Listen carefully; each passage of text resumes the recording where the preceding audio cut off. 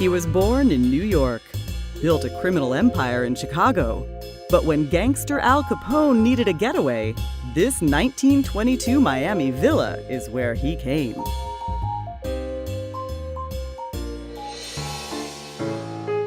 We're currently at the infamous Chicago gangster's home, 93 Palm Island in Miami Beach, Florida. He lived here from 1928 till 1947 when he passed away. Al Capone had purchased this house through a middleman to avoid being detected. People thought that Capone was going to bring his gang warfare into Miami, and a lot of citizens were upset and didn't want him here.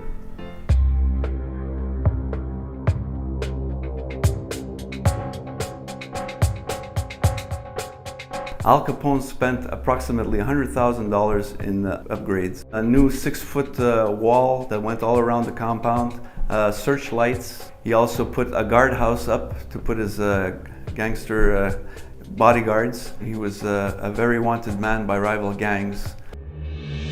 Many types of gangsters that walked here from Chicago, New York. We had Frank Nitti, we had Anthony Accardo, we had Rocco and Charlie Fischetti, his cousins. They would come here, especially in the late 40s. They came to see Al when he was ill. He lived with his wife May, his son Sonny Capone, his mother, his brothers would also come and stay over. In the early 1920s, it was having big parties in this place. You could see gangsters milling around the place. As he got older and more sick, he would be found fishing. I've always been a Capone historian. Found out that the truth was much better than the Hollywood fiction. My interest in this house is to bring me closer to Al Capone. I can't believe sometimes that he actually walked this ground, that he was in this house, had parties, enjoyed life, and I could just imagine him living the lifestyle of a crime czar. The grotto and the little bridge was supposed to be a focal point to entrance of all visitors. A lot of the Capone family would like to get in front of it and take pictures. Entirely made out of coral. There's seashell patterns, there's a waterfall. The bathroom, especially downstairs, reflects a lot on Al Capone's taste. Gold and black.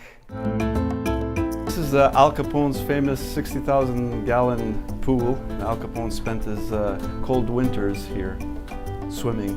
You see old family photos of John Capone, Albert Capone jumping off the diving board. Only Al Capone had a pool this size in the whole island. A lot of the things that still remain are the water fountain, the arches. This is the famous Capone family crest that was placed on top of their fireplace. Upstairs is an opulent bathroom that reflects the times of 1928, where the family could go to take a shower after jumping into the salt water. Here in 1929, February 14, during the St. Valentine's Day massacre, he was conveniently visiting the DA's office in Miami to have himself an ironclad alibi.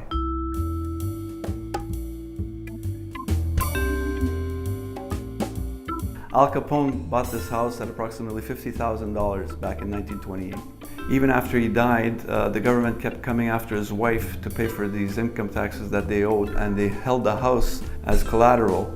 Finally, they relented and let her sell the house, in which she did back in 1952. She sold it for $64,000. I think that the price of the house is valid for the reason of the historical value and why Al Capone lived here, and I think it's well worth it. If you're a history buff, he'd probably say, oh boy, and they said I had a racket.